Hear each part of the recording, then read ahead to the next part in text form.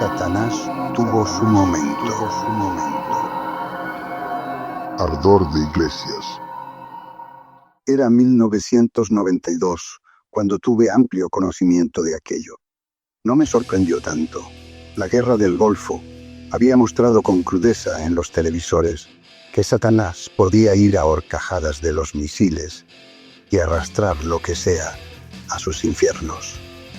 Ese espectáculo de execrables fuegos anticipaba que el amo de la noche y de las bestias andaría un buen rato por la tierra y al trote de sus pezuñas.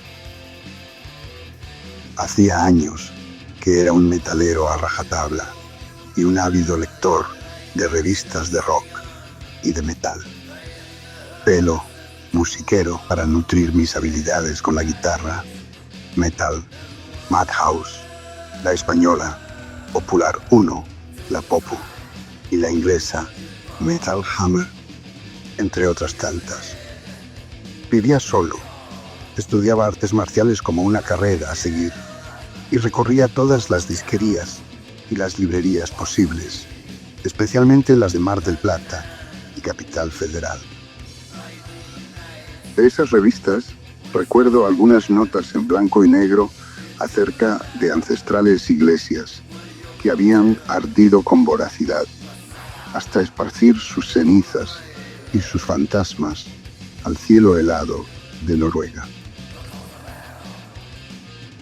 Sabían que Noruega tiene un rey, que morir en Longyearbyen es ilegal y la tasa de suicidio es superior a la media mundial. Cada vez que alguna de esas revistas tocaba el tema de los incendios, yo estaba ahí para tratar de entender qué estaba pasando. La oscuridad no era ajena a mi ser y pronto explicaré por qué. Sin duda, aquello era una revelación. Un periodista del Heavy citaba a un conde Grishnak, vaya título noble y nombre, como autor material de tales atentados. Parece que Grishnak es sinónimo de desagradable. Maravilloso epíteto para iniciar una larga y vasta quema de iglesias. El verdadero nombre del conde pirómano es Christian Larsson Vikernes. Park significa lobo en su idioma, un sujeto particular del que nos explayaremos en el capítulo 3 de esta historia trascendental. Yo tenía 20 años y esas fotos, con sus extrañas notas, reivindicaron el sentido pagano de las cosas. Había mucho más que la simple locura allí. Era una brutal bofetada al anquilosado cristianismo, religión que se quiso imponer en la historia de Noruega a martillazos de fe. Las tierras nórdicas son frías, agrestes y boscosas. Si hay un sitio para el paganismo, los ritos y la brujería, es ese. Y si hay un lugar en la tierra a exorcizar del maligno y de su perdición, también ha sido ese para la Iglesia Católica. Tal vez por eso pasó lo que pasó. Un dios autoritario e impuesto desde los tiempos de Olaf Tryggvason en adelante, se encontró con las fuerzas naturales personificadas por un cónclave de sujetos pálidos e inquietos, denominados como Inner Circle, que pergeñaron un asedio a las supuestas buenas costumbres y devolver la cultura vikinga de los guerreros sangrientos e íntimamente ligados con sus duras tierras y los implacables mares. El fuego comenzó en Oslo y parece que un bombero murió. Luego, como una plaga que se extiende, hubo otras hogueras como aquelarres desatados, profanaciones en cementerios y hasta asesinatos de homosexuales y músicos odiados. Satán estaba teniendo su momento, uno como pocos desde la Edad Media y la quema de brujas, desde que los curas inquisidores resguardaban sus erecciones bajo las sotanas, al examinar las marcas del demonio en los desnudos y mancillados cuerpos de las brujas. Ahí estaba el señor de los lobos y sus noches, el amo de las moscas y la putrefacción. Parecía asomar sus opalescentes ojos desde lo profundo del blanco y negro, en esas lóbregas fotografías y santuarios de noble madera, transformados en fósforo ardiente. No cabía duda, ese era el momento preciso de Satanás, y estaría a sus anchas, defecando en las cruces derrumbadas y carbonizadas. Aquello no era la parafernalia acertada de Black Sabbath o el seco arrastre rítmico de Dust, inclusive el tenebroso groove de Pentagram en los 70. Era una apuesta superior a bandas pioneras de la oscuridad como Venom, Hellhammer y sus Satanic Rites del 83, o Celtic Frost y su inmejorable portada en A la Gran Bestia. Estos sucesos solo podían desarrollarse por un grupo bien establecido de personas, el Inner Circle del Black Metal, compuesto por miembros de Immortal, Enslaved, Burzum y más. Al vivir todo aquello, y sin estar tan sorprendido, ya entenderán por qué, supe que Satanás pisaba con su horrenda altivez la tierra. Paso a paso, sus huellas calaban hondo en la nieve. La oscuridad se pasea en batones de luz. Pikernes y yo tenemos casi la misma edad. Él es del 73 y yo del 72. Es posible que ambos tocáramos la guitarra y compusiéramos canciones metaleras al mismo tiempo. Él con su primera banda Kalashnikov y yo con mi power trio de ultra trash, Necrófago. Él en Bergen o en Oslo y yo en General Juan Madariaga, el pago gaucho de la provincia de Buenos Aires. Es posible que a esta altura del relato, usted, lector, esté por soltar la risa por la comparación. Y está bien. Es curioso, ¿verdad? Un sujeto llega a la cúspide del insensato arrojo y el otro se vuelve una sombra del tiempo. Caprichos de la existencia. Yo destruí un departamento entero en un ataque de ira. Luego, llegó un grupo especializado de la policía de Mar del Plata. Arrojaron gas lacrimógeno en mi casa y entraron listos para reducir a un desquiciado con una katana, capaz de rebanar un brazo y sin mucho esfuerzo. Fui internado en un psiquiátrico un tiempo. Eso fue un par de años antes que Varg quemara iglesias y saltara al estrellato. Necrófago había pasado sin pena ni gloria. Éramos tres locos ruidosos en una ciudad de 30.000 habitantes y de criolla tradición. Burzum había nacido y revolucionaba la música heavy. La era del black metal surgía del fuego, de los edificios sacrificados y de las fauces del horror escandinavo. Pero, ¿quién soy yo? En la actualidad, soy un escritor apasionado y un padre dedicado al cuidado de su pequeño hijo, que escucha cómodo en la falda a Cannibal Corpse. Especialmente antes de comer hamburguesa. En los 80, antes de las quemas, andaba vestido de negro y con una cruz invertida en mi pecho. Ya había pasado por eventuales internaciones en hospitales psiquiátricos y por una veintena de especialistas del cerebro. Algunos diagnosticaban que mi problema era un abuso de información. A los 12 había leído Las flores del mal de Baudelaire y un centenar de libros, entre ellos la colección de horror de editorial Bruguera, a Anton LaVey y la demonología, también ovnilogía y mucho esoterismo. Tuve el primer negocio de metal pesado de mi ciudad, Dominios, algo más sencillo que la mítica disquería Helvete en Noruega, aunque había mucho material, parches, muñequeras con tachas, banderas de banda, pósters, casetes y recitales en VHS. Recuerdo que a los 14 solía caminar a la madrugada e ir al cementerio a acostarme sobre las frías tumbas con algún perro flaco cerca y los murciélagos que nunca faltan en las bóvedas revoloteando encima de mí. La verdad, no pasa nada en los cementerios en la noche. Habrá fantasmas, pero son retraídos.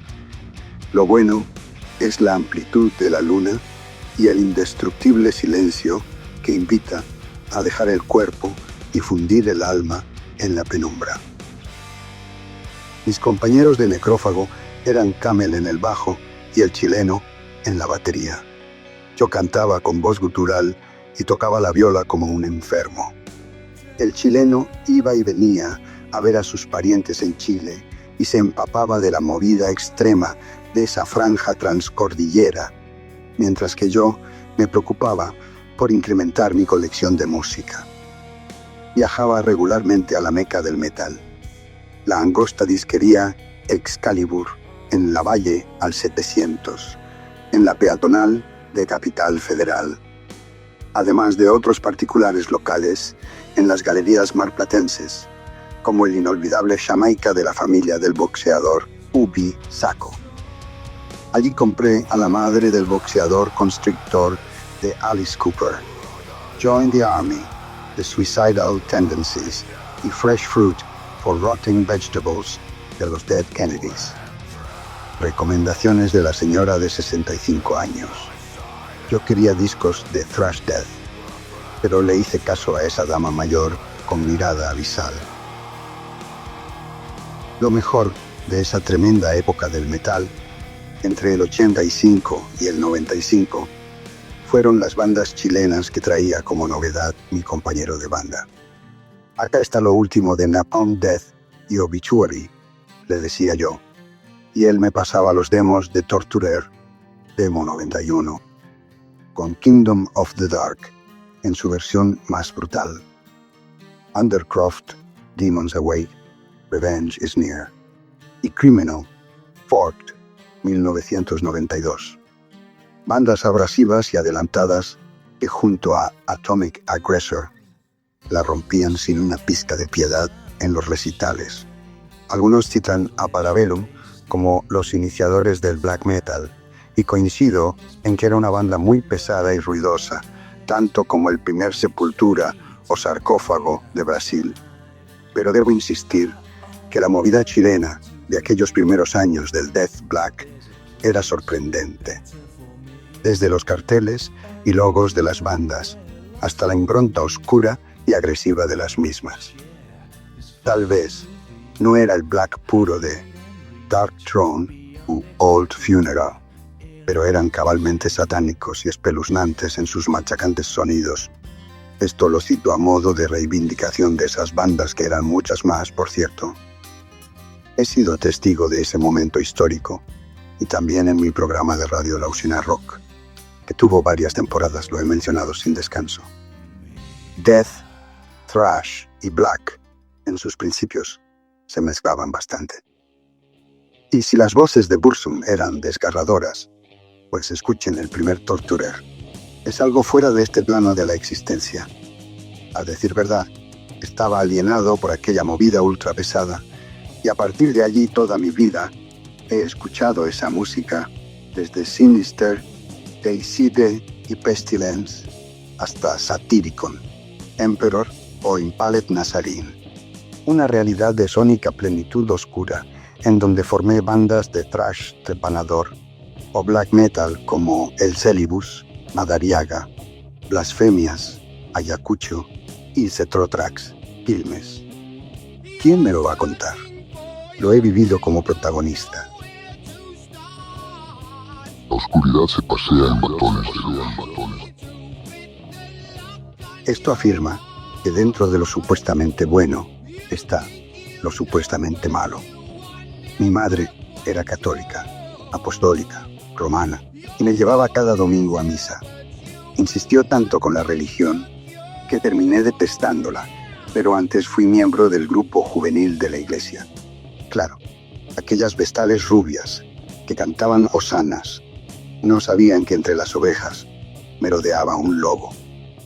Pronto arrasé con todas las que se cruzaron como buen acólito de las catacumbas y de lo esotérico. Pervertí y oscurecí todo lo que pude mientras lucía santidad. Adisnasai sulsarni, edupe golodot, y seruxoi, y treble. Ciertas personas lo recuerdan, y es bueno saber que uno ha dejado profundas garras en tersas espaldas blancas. Bark Vikernes terminó condenado a 21 años de prisión, la más larga condena hasta esa fecha en Noruega, y se volvió famoso aún preso. Yo siempre gocé de libertad y toqué con muchas bandas under de la provincia de Buenos Aires. Conocí a grandes músicos como Papo y otros. También viajé por mi país. Bark hizo historia junto con el Inner Circle. Eso costó sangre, soledad y rejas. Relato profundo del próximo y último capítulo. La oscuridad se mece en rubias cabelleras. Ahí estaba el rostro de Bark, sumido en la aceptación de su destino mientras la jueza dictaba una ejemplar sentencia. Recuerdo cómo sonrió ante la condena, parecía blindado, un Iron Man ante la cruda Inquisición. Su cuerpo y su mente eran del señor Satanás. Esos ojos, esos rotundos ojos boscosos. Él había asesinado a Euronymous, Mayhem, a puñaladas por el odio que se profesaban, como dos reyes vikingos que comprenden su reinado y lo glorifican con sangre. Mucho ha sucedido en las huestes del black metal desde aquellos episodios, y mucha basura ha manchado esa espontánea movida. Hoy aparecen sendos payasos pintarrajeados de blanco y negro, esforzándose por parecer malignos entre bandas supremas como Immortal, o los cultores de la muerte como Marduk, Ragnarok, 1349 o Watain. Hace poco, Helvete, la disquería que agrupaba al Inner Circle y fuera creación de Euronymous, puntapié para un sello discográfico y la oportunidad de demo entre las bandas nórdicas del black, tuvo un incendio en su sótano. El fuego fue devastador como una purificación a tanto dolor, furia y pecado. Se perdió mucho para el culto que ha representado, aunque es posible que nos esté diciendo algo. Con los discos, las cartas y objetos diversos, quemados, el alma áspera de los protagonistas se ha fundido en la historia noruega y en los sacrificados. Hoy en día, el black metal tiene un encanto turístico, es tan vomitivo como un paseo por los crematorios. Escarbar en la depravación de la noche no es tarea para aventureros de lo macabro, aunque crean que quemar iglesias y profanar tumbas es un cliché de caras con maquillaje. La criatura con cuernos y pezuñas rezuma acordes densos, aguarda que las almas tropiecen y caigan a su panza de lenta digestión. En la recalcitrante oscuridad, si hay una banda que haga del satanismo un túnel al otro lado, esa es la sueca Dissection. Su sonido está entre los riffs death inolvidables y la profundidad agónica del black metal. Su líder John Nordveit, fallecido en 2006, comparte el sitio de los asesinos junto con Bark. Fue miembro de la Orden Luciferina Misántropa y terminó su vida como Dead con un disparo de escopeta. Un grimorio oscuro estaba abierto a un lado, mientras que su cuerpo se hallaba entre velas rituales. Por sujetos como estos, especialmente Per Olin, Dead, cantante de Mayhem, que padecía un delirio de negación de la existencia y que apreciaba oler la carne de animales en descomposición, es que el true black metal trascendió. En ellos muerte, vacío gélido y oscuridad eran sinónimos de su propia existencia. Jonas Åkerlund, un hábil cineasta, tuvo la idea de recrear esos momentos donde Satanás anduvo entre noruegos en una película llamada Lords of Chaos. Con seguridad Hay algo de verdad allí, y hay mucho de cine taquillero conjugado. Sin duda, la realidad interna de esas personas fue más aterradora. Antes de volarse la tapa de los sesos, Dead dejó una nota que decía: Disculpad toda la sangre. Euronymous tomó la foto para el disco y poco tiempo después sintió el acero de la muerte en manos del conde Grishnak, el incomparable y más notable sucesor del Inner Circle, un pagano en brazos de Satanás y sus potencias naturales, el black metal en persona. Como un círculo vicioso, los sucesos comienzan y se cierran. Muchos metalheads, como algunos metaleros se autodenominan ahora, hemos sido testigos de una noche atroz que nos ha transformado y nos empujó a un pozo de nunca acabar. Ese espiral se encuentra en un vórtice indiscutible. El black metal surgió en distintos sitios y al mismo tiempo fue un impulso creativo y de abismal negación que tuvo a los Torturer maldiciendo en Chile, a los Parabellum triturando mentes en Colombia, a los franceses Black Tepes en su propio círculo interno, les Légions Noires y hasta mi propia banda, con la que no parábamos de atronar y escupir letras de masacre y depresión. Al conde Grishnak le bastaron unos pocos galones de combustible para pasar a la historia. Son los caprichos de la tortuosa y delirante existencia humana. De todas maneras, Satanás tuvo su momento y aún lo tiene, y aún lo tiene, y aún lo tiene, y aún lo tiene, y aún lo tiene, y aún lo tiene, y aún lo tiene.